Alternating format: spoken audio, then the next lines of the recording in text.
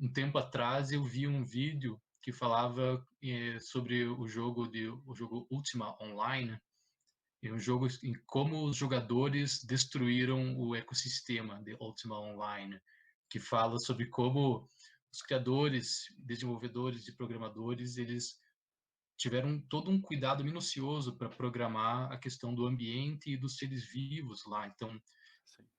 a aparição e surgimento e o desenvolvimento de toda a vida vegetal, mineral, todo o relevo, todos os animais também, a taxa de reprodução dos animais, onde que eles apareciam, como eles apareciam, que quantidade, para encontrar um equilíbrio perfeito daquilo. Então, um trabalho assim extremamente minucioso, detalhista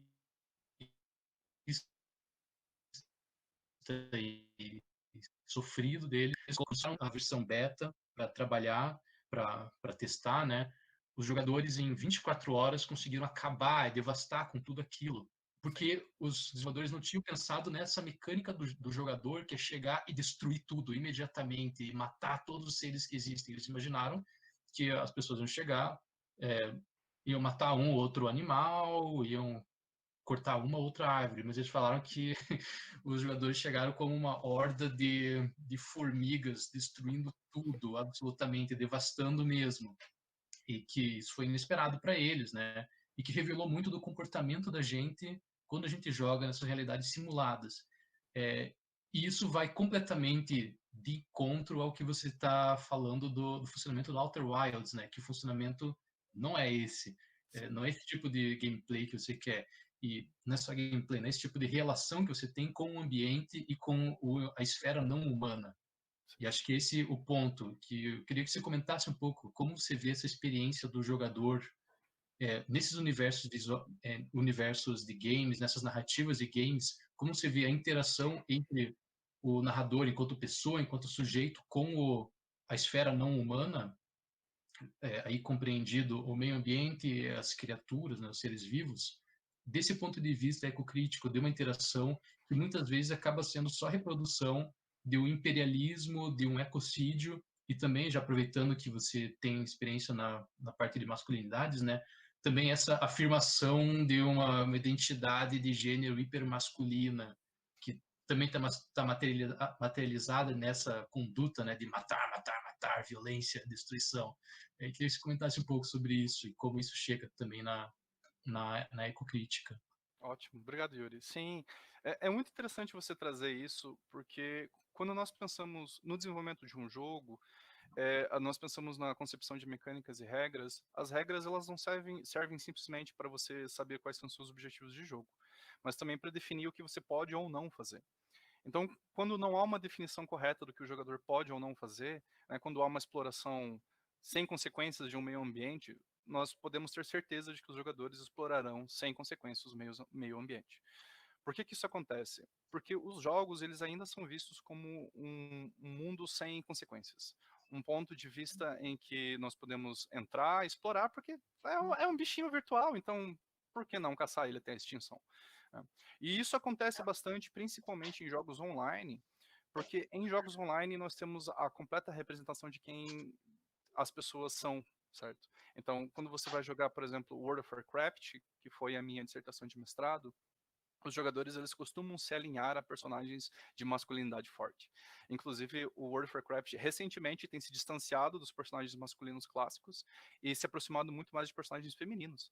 Os personagens femininos eles trazem representações mais de construção e menos de destruição, certo? Então, inclusive falando sobre o próprio World of Warcraft, o que acontece sobre essa exploração sem limites quando você consegue colocar o jogador sem consequências nesse ambiente. Então, World of Warcraft é um local muito bom para esse tipo de pesquisa, porque, entre outras coisas, além de ser um sistema vivo, que tem inflação, tem meio ambiente, tem que a gente chama de respawn de bichos dos animais, né?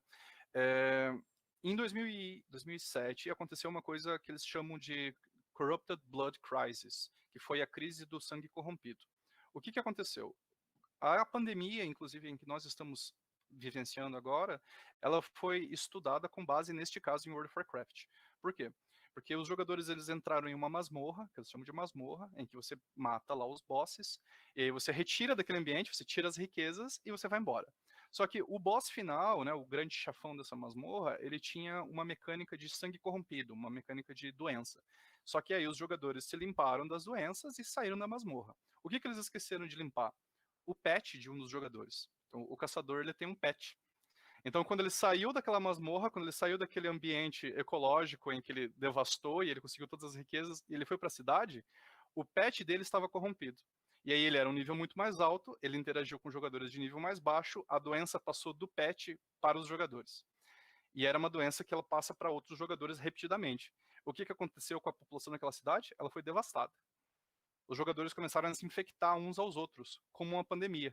E aí eles vão, se escondem, tem os médicos que tentam resolver a pandemia, e o pessoal criou uma área de quarentena dentro do jogo. Não deu certo a área de quarentena, as pessoas saíram, e aí virou um caos. Os desenvolvedores da Blizzard tiveram que desligar o servidor e reiniciar o servidor, porque a pandemia tinha tomado por completo o mundo, porque o jogador ele renasce, né? No nosso mundo não. Os vírus eles são controlados porque a população morre, a carga viral diminui, mas no jogo não. Então, veja como a nossa destruição do meio ambiente, essa coisa de eu sou um explorador forte, grande e musculoso, eu vou entrar numa masmorra e tirar todas as riquezas e ir embora, mesmo assim ela pode trazer consequências as quais a gente não pensa e a gente não se relata, a gente não se relaciona. É incrível como a gente cria um universo virtual, a gente projeta outra realidade e acaba incorrendo os mesmos erros, o mesmo comportamento e obtendo no final os mesmos resultados. Sim, exatamente. É A verdade. gente está chegando bem no final aqui, mas tem uma pergunta que o Eric Shen fez aqui no YouTube, que se você puder comentar um tanto rapidamente. Uhum. Ele diz, mesmo com muita diferença em alguns pontos, Outer Wilds me lembrou The Long Dark, que também pode ser jogado sem objetivos fechados necessariamente, permitindo exploração no ambiente aberto. Jogos de mundo aberto atraem diferentes públicos, como qualquer obra, e muitos fãs de The Long Dark são ditos survivalists, implicando certas inclinações políticas. Como você entende isto? Eu entendo da seguinte maneira: quando você entra em The Long Dark, existe uma mensagem no jogo bem grande dizendo assim: nossas representações elas são pautadas no real, mas não recomendamos nenhuma das técnicas aqui feitas. Aí o Long Dark ele é um jogo de exploração e sobrevivência, muito parecido com Minecraft. Só que o que acontece é que como você está no Canadá, no interior do Canadá, perto do Círculo Ártico, é muito gelado e é muito difícil de sobreviver.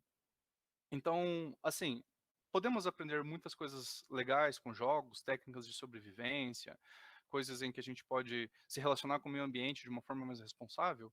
Sim, mas a gente precisa ter um guia, a gente precisa ter um entendimento melhor sobre como esses mundos também funcionam, certo? Eu ainda vejo o The Long Dark como um local de sobrevivência pura, sem consequências.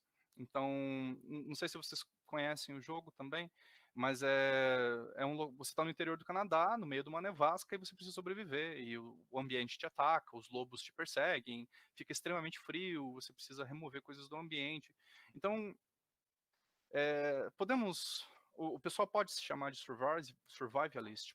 Pode, mas eu diria que digitalmente antes de realmente, sabe, de uma representação no real.